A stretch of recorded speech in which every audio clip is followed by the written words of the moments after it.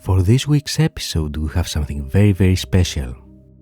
Every year, intelligence agencies across the world are publishing their annual assessments, and it's not uncommon to publish them both in their local languages, but also in English, so that the international community can take advantage of them too.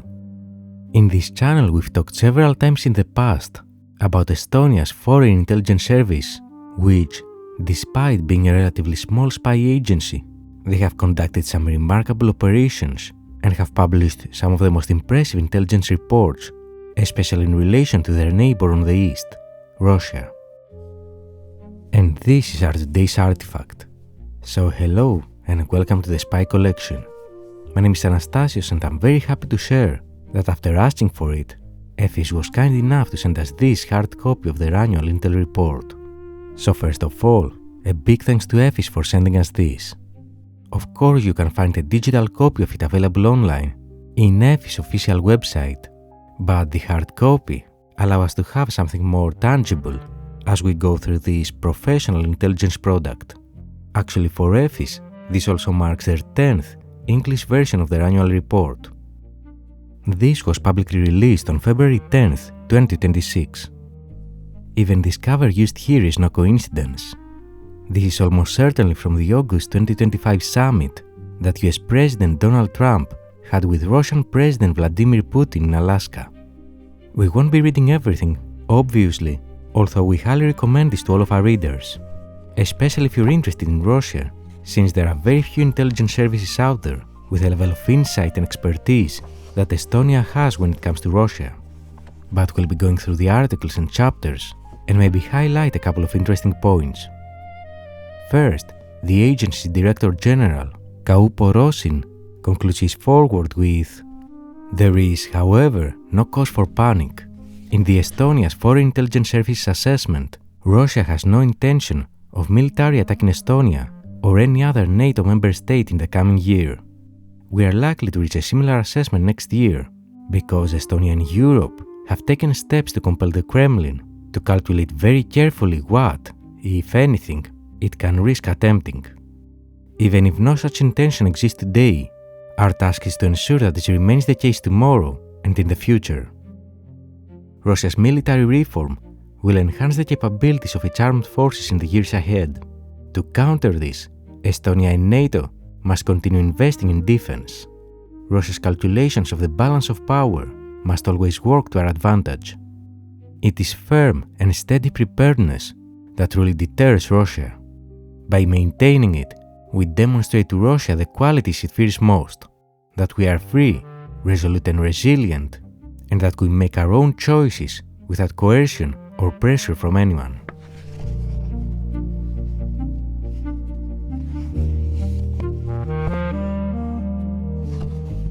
In each chapter, we also see the same bottom line up front technique here.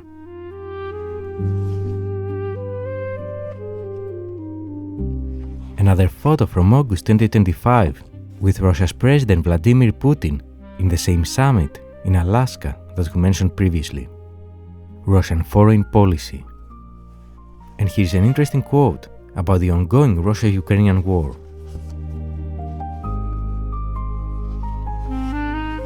Russia is setting long-term operational objectives in its war against Ukraine. This confirms that there is an uptick in peace talks rhetoric is merely a tactic to buy time. Moscow has no intention of ending the war until its objectives are achieved or the conditions are favorable for doing so. For Russia, any potential settlement must harm the interests of Ukraine and the country supporting it. To this end, Russia continually attempts to use peace talks as a tool for manipulation, once again exploiting Western goodwill to justify new and broader demands. Moscow used negotiations over ending the war in Ukraine as a means to normalize its bilateral relations with the United States. Despite this illusionary thought, Russia's aims remain unchanged. It seeks to marginalize the United States and NATO and to reshape Europe's security architecture according to Moscow's vision. Probably this small segment also helped you see why the photos we explained earlier were used. Moving next, Russia targets the global majority and the Commonwealth of Independent States. Based on this, The Russian leadership, public talking points are evolving around those three subjects. By protecting intellectual property, the West restricts access to resources for countries seeking to modernize their economies. Secondly, the West uses climate policy as a tool of unfair competition, hindering the development of the global majority. And lastly, through measures aimed at constraining Russia's defense industry, such as secondary sanctions, the West seeks to preserve its hegemony and slow the economic development of non-Western societies. And a small interesting quote here about some covert influence activity. Because Moscow can no longer issue unquestioned orders to former Soviet republics, it has adopted a different approach towards more self-assertive CIA states. Through officials engaging with Central Asia, figures in education, and Russian educational institutions and their branches, the Kremlin seeks to shape younger generations, the future elite of CIA states, in a direction loyal to Moscow. In this way, Russia continues to act like a prison guard within the enclosure it has created in the post-Soviet space, seeking to compensate for the escape of Moldova, Georgia and Ukraine by exerting harsher pressure on those who remain. Russia's efforts to manipulate the global majority will not cease in the near future. Whether they prove effective will depend primarily on the willingness of states labeled as part of the global majority to go along with Russia's maneuvers. And next we have the Kremlin's lost battle in Moldova. Again, a very insightful article about covert influence during the 2025 Moldova's parliamentary election, with EFIS stating that it cost Russia $150 million. Here is a snippet about the tradecraft used. At one end of the spectrum, there were propaganda, disinformation and smear campaigns, which have long been key staples of Russian influence activity. For decades, Moscow controlled TV channels, newspapers, websites and social media platforms, have consistently targeted their audiences with a steady, methodical approach. However, the campaign against Moldova introduced several innovations. For instance, after receiving training in Russia, clergy from the Moldovan Orthodox Church shifted their propaganda activity to social media, where they disseminated Russian disinformation in a modern, digital format.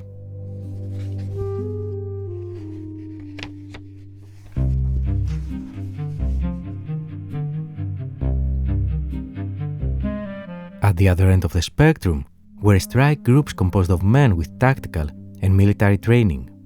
Their tasks during and after the election involved staging violent provocations, clashing with Moldovan law enforcement bodies, and likely carrying out direct attacks on selected key sites.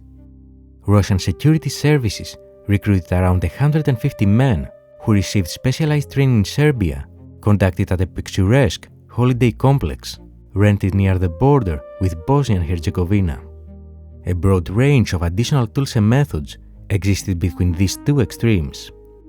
These included establishing, guiding, advising, and financing opposition parties in Moldova, bribing voters and officials, using opinion polls to influence the electorate, conducting cyber attacks and bomb threats, and attempting to manipulate the votes of Moldovan diaspora.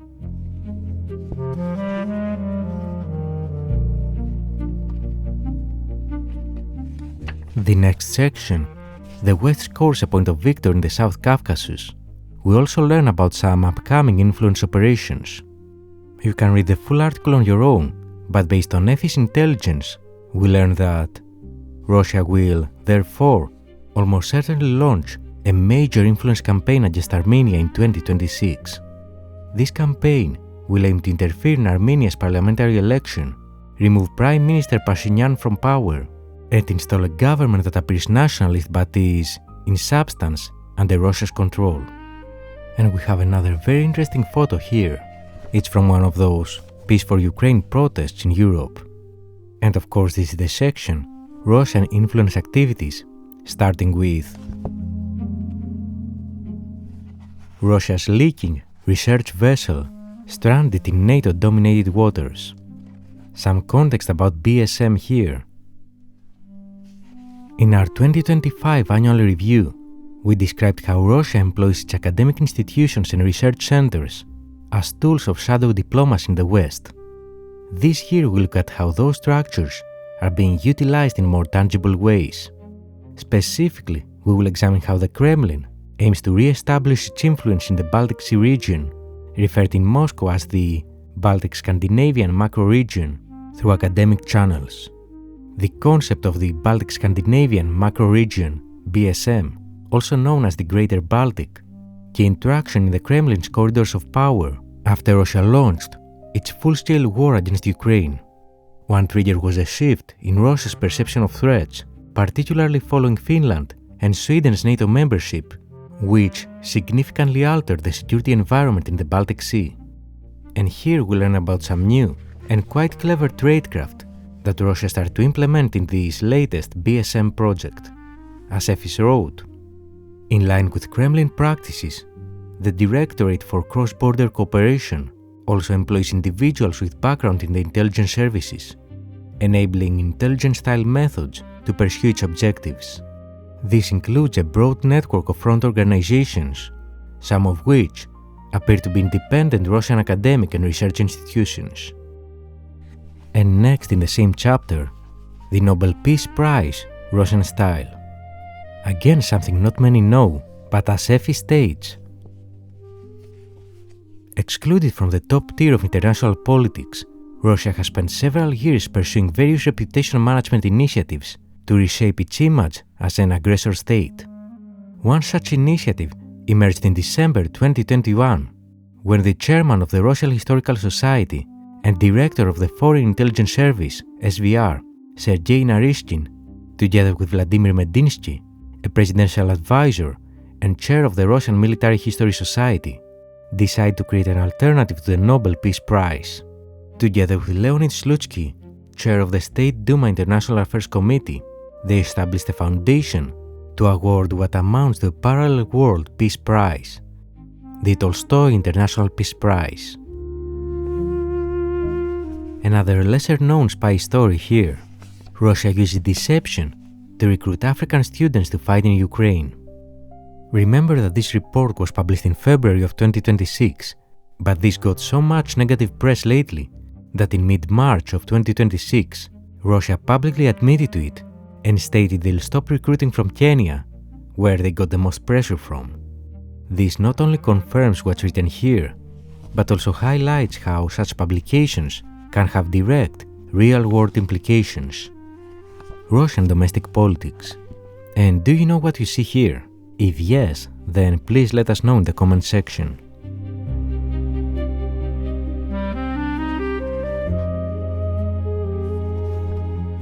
War is exhausting Russia. Although a very interesting article, it's not directly related to covert or clandestine activities, so we'll move to the next one. Repressive pressure intensifies. Again, something that most don't know, but last year, the regime expanded legislation enabled the prosecution of dissent, including additional restrictions on individuals designated as foreign agents.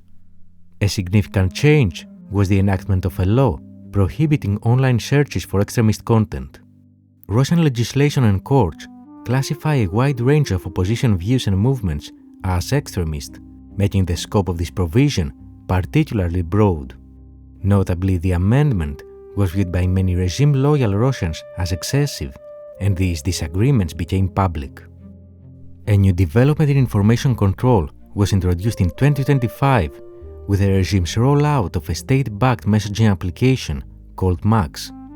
This platform offers a wide range of features, including access to public services and communication with government agencies. However, cybersecurity specialists have warned that MAX collects data from almost every application on a user's phone. They also warn that this access could give Russia security services significantly greater insights into users' activities.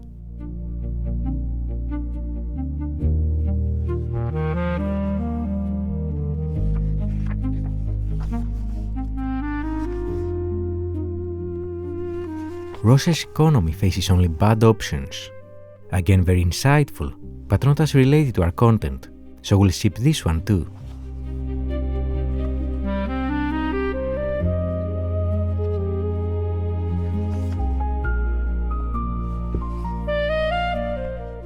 And here's an interesting photo. Can you decipher it? If not, it's the Russian military intelligence, widely known as the GRU emblem. And we have Russian special services. This is how Russia actually calls their intelligence agencies, in case you didn't know that. GRU involvement in importing dual-use goods. Basically, to acquire the critical goods needed from abroad, Russia has mobilized all government bodies to engage with the outside world, including its intelligence services. And here is something that is not as widely known. The GRU is not the only organization involved in evading sanctions, but its advantages in this field are clear. Intelligence officers receive training that equips them with a thorough understanding of Western technology, proficiency in foreign languages, and the ability to approach targets while concealing their true intentions. Many GRU officers who focus on procurement have spent extended periods posted in target countries as diplomats or trade representatives. However, sanctions evasion is far from the glamorous work associated with Cold War espionage. Then it covers how GRU have lots of import-export companies globally for a variety of operational needs, and deep dives into one of them, the Neptune.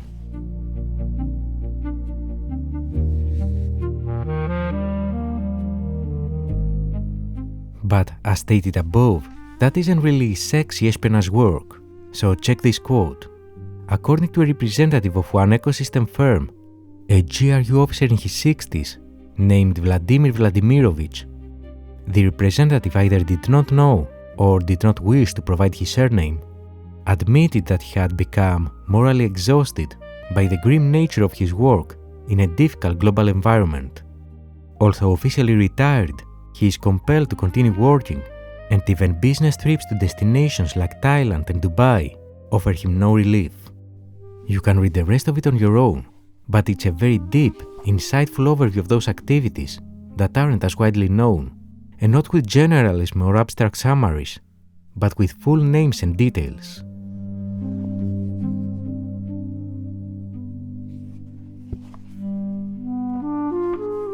Russian Armed Forces.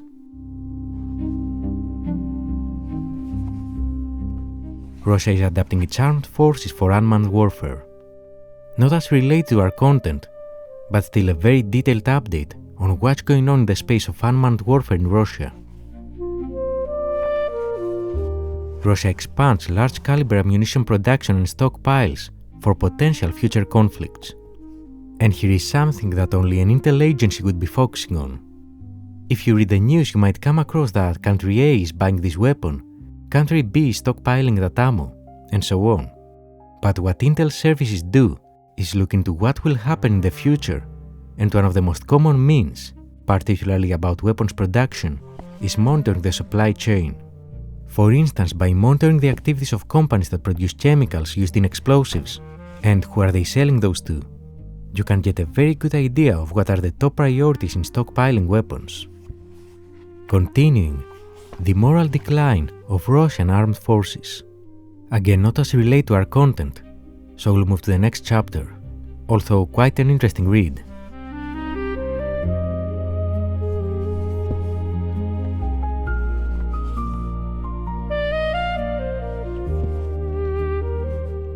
And that photo should be an easy one, right? Asia.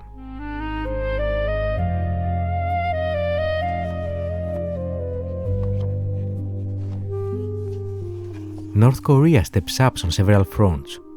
This is a list of what North Korea wants to collect in terms of both intelligence, but also actual equipment.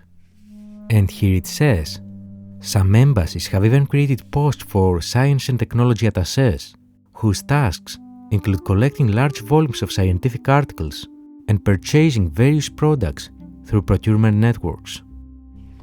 And here, in China, North Korean intelligence is most active in the northern cities of Beijing, Dalian, and Shenyang.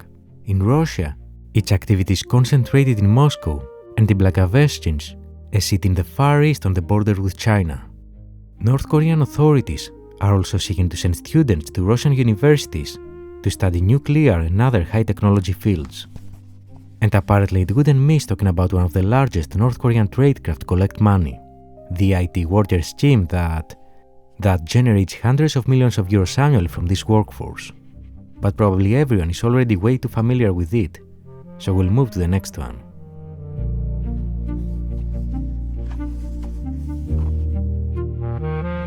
China and Russia, allies without a treaty.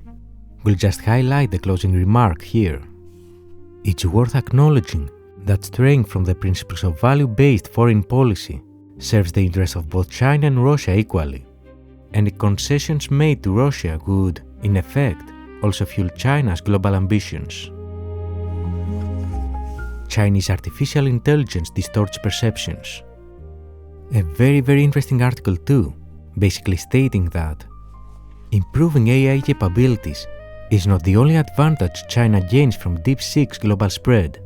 The technology also gives China an opportunity to embed a China-led distorted worldview in Western publics, and even has an example with how DeepSeek was pushing Chinese propaganda in relation to the Russia-Ukrainian war.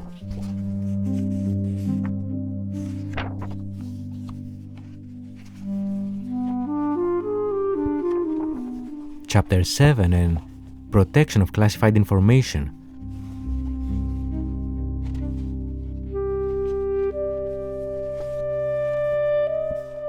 What should we know about AI risks?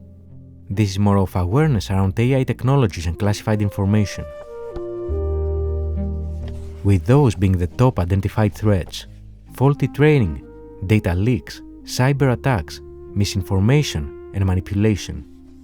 And lastly, risk assessment is key to protecting classified information. Again, it's nice to see how Estonia is assessing classified information, but you can probably study this on your own. In summary, they have those 4 levels, and they use a typical risk formula of impact versus probability. And in terms of the process, is similar to most risk management frameworks, starting from the threat assessment, risk assessment, protective measures, residual risk, additional measures, and then repeat. And that concludes our today's artifact.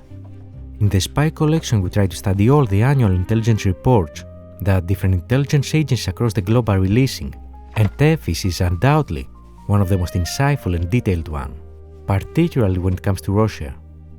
Again, a big thanks to EFIS for taking the time to respond to our inquiry and for sending us this. And of course, we'll leave a link in the description for the digital version of it. Those reports give a small glimpse into what high-quality intelligence looks like, but also how different agencies, in this case the Estonian one, see the world. So please let us know what you think about it too, and if you learned something new. And something else that you need to keep in mind while studying such material is that those aren't based on rumors, what some news outlets said, or speculations of commentators, but from having access to actual intelligence sources. So even when something might sound obvious or familiar, you have to understand that this is what EFIS, in this case, actually sees as a nation state. And of course, those annual reports provide a rare opportunity to intelligence services to publicly share a worldview, almost always aligned with their national security policy. So approach them from those perspectives when studying them. They aren't news outlets after all. They are national intelligence services. Apparently the classified versions of those would be far more interesting and detailed, but even something like this provides a very rare look through the eyes of EFIS, allowing us to see how nothing is as it seems.